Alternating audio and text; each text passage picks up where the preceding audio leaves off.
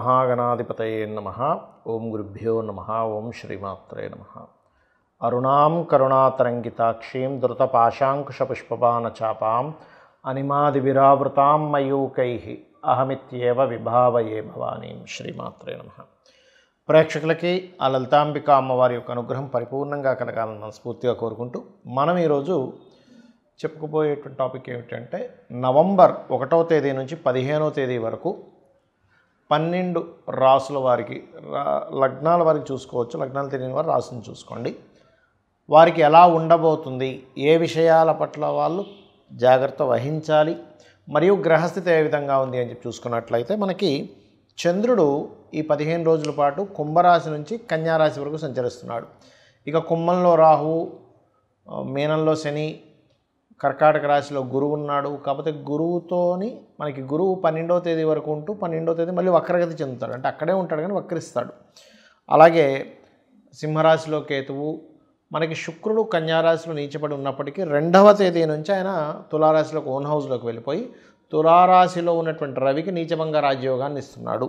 అదేవిధంగా 2 విరుద్ధ ఎనర్జీస్ ఉన్నటువంటి గ్రహాలైన కుజబుధులు కలిసి ఉన్నారు. ఈ యొక్క గ్రహస్థితిని అనుసరించి 12 రాసుల వారికి లేదా లగ్నాల వారికి ముందు లగ్నం ప్రధానంగా తీసుకొని దాని తర్వాత రాశి తీసుకొచ్చి తప్పేం లేదు.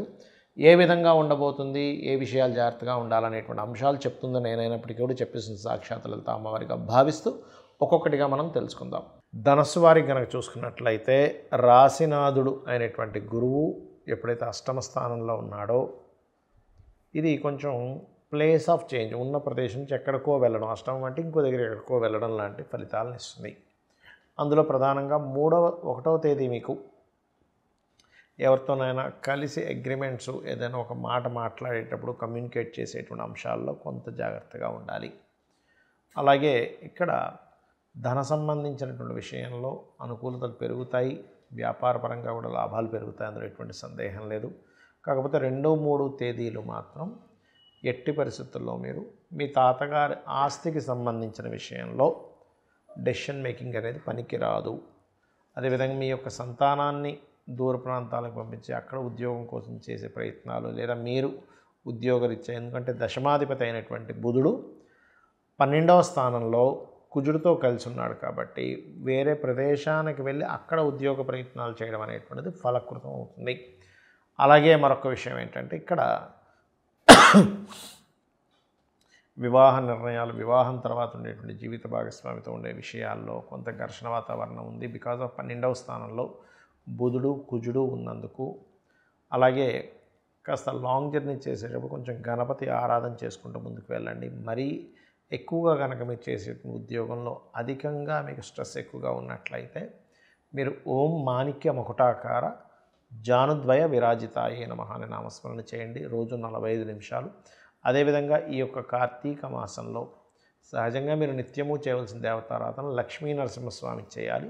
ఈ కార్తీక మాసంలో నరసింహస్వామి ఆలయాల్లో కనుక కార్తీక దీపాన్ని కనుక వెలిగించినట్లయితే సాయంత్రం సమయంలో మరింత మంచి ఫలితాలు మీరు చూడడం జరుగుతుంది.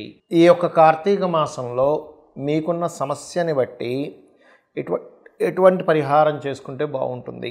ముఖ్యంగా ఎవరికైనా మాటిమాటికి గొడవలు అధికంగా ఉన్నాయండి, కుజదోషం అంటున్నారు, ప్రతిదీ కూడా స్ట్రెస్ఫుల్గా ఉంది అని అనుకునేటువంటి వారు ఈ కార్తీక మాసంలో బియ్యపు పిండితో చేసినటువంటి దీపపు కుంజలో దీపాన్ని వెలిగించి దీపదానం చేయండి. కార్తీక మాసంలో మీరు చేసేటువంటి దాన ఫలితం చాలా అధికంగా ఉంటుంది, గుర్తుపెట్టుకోండి.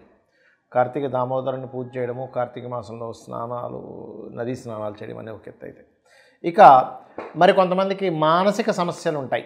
ఎప్పుడు మానసికంగా ఏదో ఒక ఇబ్బందిగా ఉందండి అని అనుకునేటువంటి వారు నదీ స్నానం చేయండి. ఏదైనా క్షేత్ర దర్శనం చేసుకొని నదీ స్నానానికి వెళ్ళిరండి. ఈ కార్తీక మాసంలో ఖచ్చితంగా బాగుంటుంది.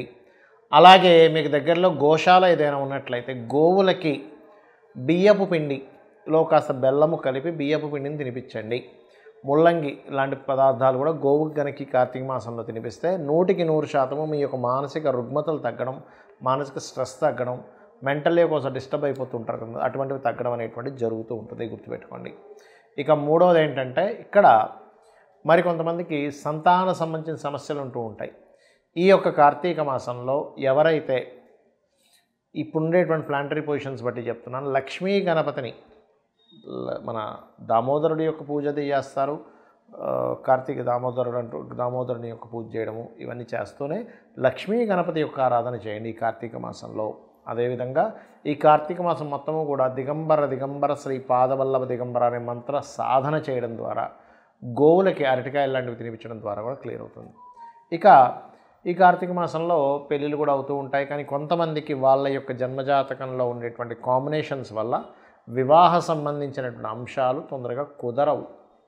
అది సప్తమ స్థానం పాడవడం వల్ల, 12వ స్థానం పాడవడం వల్ల, వివాహం తర్వాత ఉండేటువంటి విషయాలు సరిగా కుదరకపోవడం వల్ల జరుగుతూ ఉంటుంది. అయితే ఇక్కడ ఏంటంటే మీరు ప్రధానంగా నవగ్రహాలలో రవికేతు గ్రహాల దగ్గర దీపారాధన చేస్తూ లలితా సహస్రనామాల్లో ఓం కామేశబద్ధ మాంగళ్య సూత్రశోభిత కందరాయ నమః అనే మంత్రం చేయండి.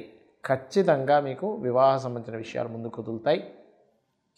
అలాగే స్వామివారిని అంటే ఆ విష్ణువుని సూర్యుల్లో ఉన్నట్టుగా భావిస్తూ సూర్యుడికి అర్ఘ్యం వదలండి. ముఖ్యంగా వివాహ సంబంధించినటువంటి విషయాలు ముందుకు కదలడానికి. దాంతోపాటు మీ జన్మజాతకంలో సప్తమ స్థానం ఎలా ఉంది, సప్తమం ఏమైనా వేరే పాపగ్రహాల చేత, పాప ఫలితాలు ఇచ్చేటువంటి గ్రహాల చేత ఇబ్బంది ఉన్నాయా అనేటువంటి చూసుకోండి. అది చూసుకొని దానికి సంబంధించిన దానం ఇచ్చుకున్నా కూడా మీకు ఖచ్చితంగా ఆ యొక్క ప్రభావం అనేటువంటిది తగ్గుతుంది. అందులో ఎటువంటి సందేహం లేదు.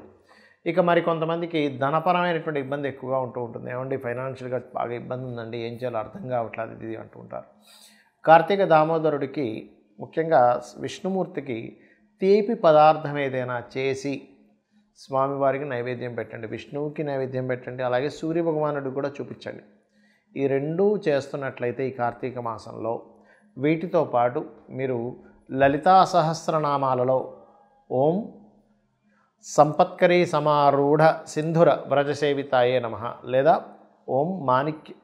ఓం ధర్మాధ్యక్ష ధనాధ్యక్ష ధనధాన్య వివర్ధినియే నమః అనే నామస్మరణ చెయ్యండి. ఖచ్చితంగా మీకు బాగుంటుంది.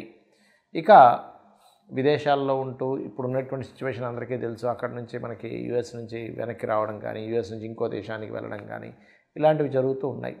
అంటే మరి కొంతమందికి మరి విదేశీ యోగమే ఉంటుంది. విదేశాలకు వెళ్తేనే వాళ్ళ లైఫ్ బాగుంటుందని ఉంటుంది. అప్పుడు ఏం చేయాలి? స్వదేశానికి వస్తే పెద్ద లైఫ్ ఉండదు.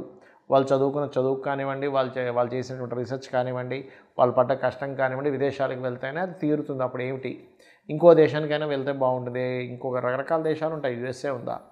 అలాంటి వారు మరొక దేశానికి వెళ్ళి అక్కడ మీరు సక్సెస్ అవ్వాలి అంటే ఈ కార్తీక మాసంలో రుద్రము వినండి, రుద్రాభిషేకం చేయించుకోండి.